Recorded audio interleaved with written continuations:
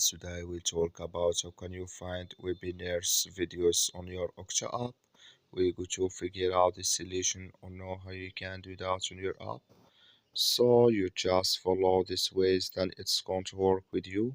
So all you have to do, you just go here, you go above this sign, click on it here.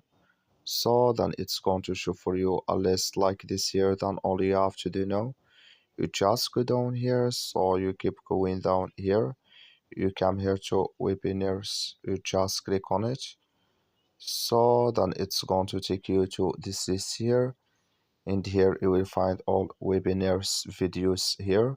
So I have nothing here, but if you have it here, uh, so it's going to show for you like this, like you see here. Then here can you uh, get courses here in this list on your Octa app. That's all you have to do. Thank you for watching.